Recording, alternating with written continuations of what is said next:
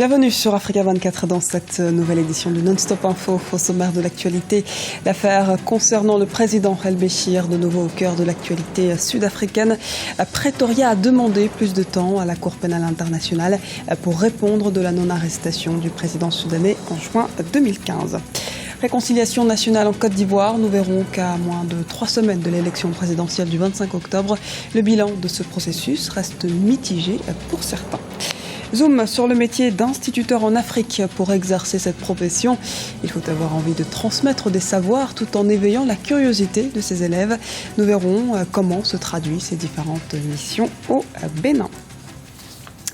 Mais avant de développer ces titres, sachez que le général Gilbert Diendéré, leader du putsch avorté du 17 septembre au Burkina Faso, et l'ancien ministre des Affaires étrangères, Djibril Bassolé, ont tous deux été inculpés mardi d'attentats à la sûreté de l'État. 11 chefs d'inculpation, dont attentat à la sûreté de l'État, collusion avec des forces étrangères pour déstabiliser la sécurité intérieure, meurtre, coups et blessures volontaires, destruction volontaire de biens ont été retenus contre les deux hommes. Le général Diendéré s'est rendu de lui-même à la justice le 1er octobre. L'ancien ministre des Affaires étrangères, Djibril Bassolé, nie en revanche toute implication. Le gouvernement sud-africain a-t-il violé ses engagements internationaux en refusant d'arrêter Omar El-Béchir? La Cour pénale internationale qui a posé cette question à Pretoria n'a pas eu de réponse ce 5 octobre. L'Afrique du Sud a demandé plus de temps pour répondre à cette question. Les précisions dans ce sujet de la rédaction.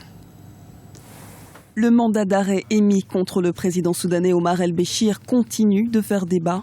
Pourquoi l'Afrique du Sud n'a pas arrêté le président soudanais alors qu'il se trouvait sur son territoire? La question polarise en tout cas le débat au sein de la justice pénale internationale. La CPI, Cour pénale internationale, avait donné au gouvernement sud-africain jusqu'à ce lundi 5 octobre à minuit pour répondre à cette question. Invoquant la complexité du droit international et national et souhaitant peaufiner ses arguments, le gouvernement sud-africain a préféré demander un délai supplémentaire afin d'expliquer pourquoi il n'a pas fait arrêter le président soudanais. En réalité, il y a une complexité sur le plan du droit international. L'Afrique du Sud a des accords qui le lient à la CPI, mais l'Afrique du Sud a aussi des accords qui le lient à l'Union africaine. Il s'agit des accords diplomatiques. Et donc, à partir de ce moment-là, la question, c'est de savoir effectivement, lorsqu'il y a conflit entre ces deux accords ou ces désengagements, lequel éventuellement devra avoir primauté. De toutes les façons, l'un des accords devra éventuellement être relégué au second plan. Lors de la visite en Afrique du Sud du président soudanais Omar El-Béchir en juin 2015, un tribunal de Pretoria lui avait interdit de quitter le territoire dans l'attente d'un jugement définitif. Le gouvernement sud-africain n'avait pas tenu compte de cet ordre et l'avait laissé reprendre son avion. Une décision qui, depuis, a provoqué de vives tensions entre le pouvoir exécutif et judiciaire du pays. L'affaire est aussi complexe parce que le gouvernement sud-africain a des problèmes avec les juridictions internes qui lui ont posé la question là-dessus et pour lequel éventuellement il y a un contentieux.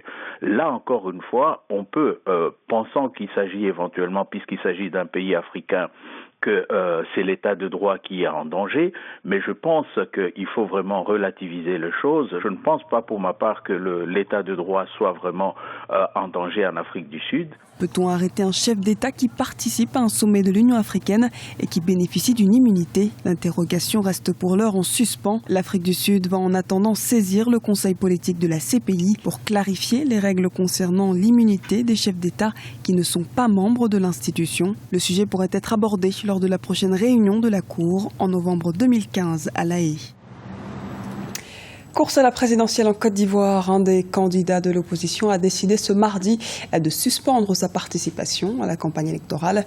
Et si Amara, candidat dissident du PDCI-RDA, subordonne un éventuel maintien de sa candidature, si ses exigences sont prises en compte, il dit ne pas vouloir, je cite, porter caution d'une combine électorale et dénonce l'actuel processus qu'il juge ni libre ni transparent. Dans un même temps, le scrutin présidentiel ivoirien d'octobre approche à grands pas. Parmi les thèmes phares de la campagne électorale, la réconciliation nationale.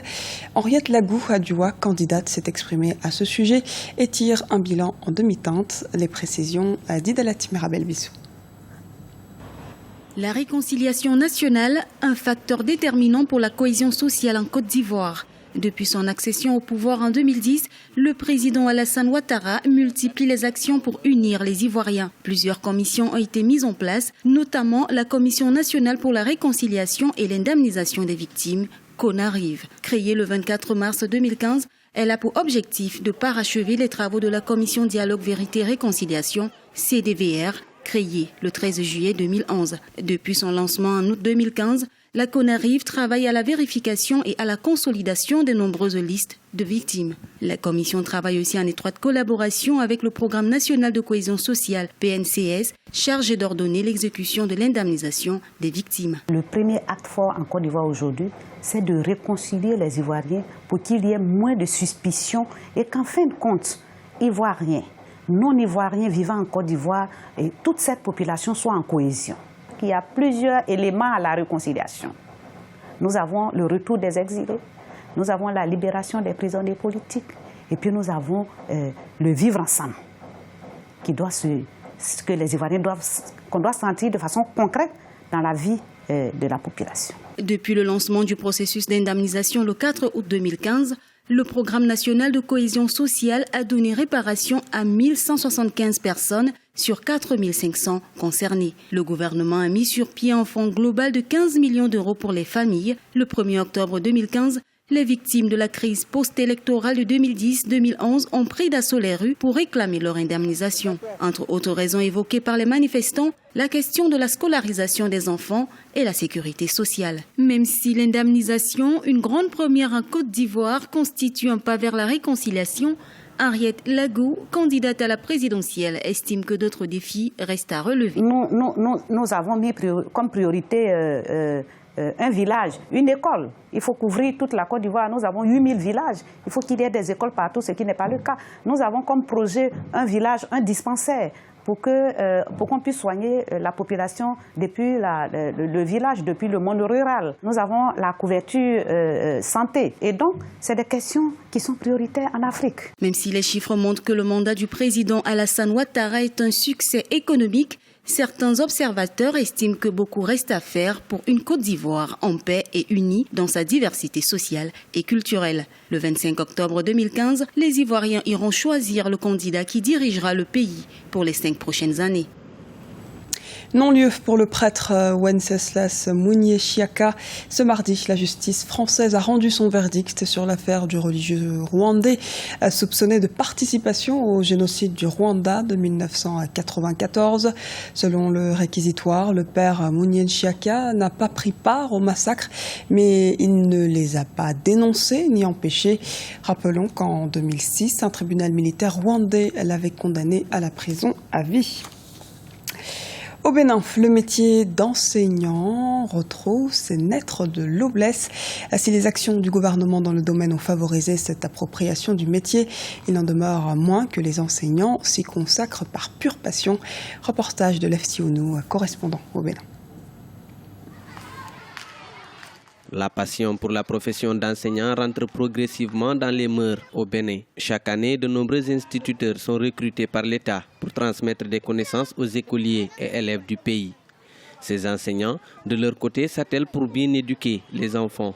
Les multiples actions du gouvernement du président Boni ont contribué à cette ferveur observée dans le rang des instituteurs.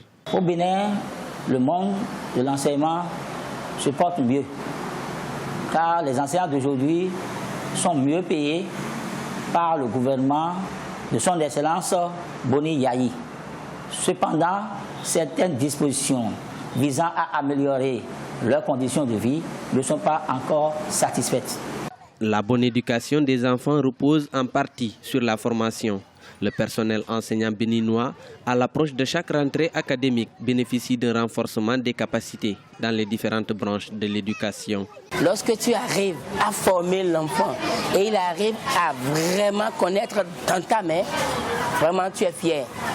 Et là où je suis maintenant, j'ai des élèves qui ont déjà fini l'université. Il y a des élèves qui ont commencé par travailler parce que je suis ici depuis 2004. À l'enseignement primaire, nous on fait l'enfant, l'homme en entier. C'est-à-dire quand l'enfant quitte la maison, c'est nous qui le prenons. Nous le formons en tout. Ça, il n'y a pas de spécificité chez nous où on le forme en français, en anglais, nous formons lettres. La mission assignée à l'instituteur demeure cruciale pour une meilleure éducation des apprenants. Outre l'amélioration de leurs conditions de vie, la professionnalisation du personnel de l'éducation constitue aujourd'hui une préoccupation de l'État béninois. Ce journal a été réalisé par l'ensemble de la rédaction. Nous vous remercions pour votre fidélité. Dans un instant, une nouvelle édition de l'actualité sur Africa 24.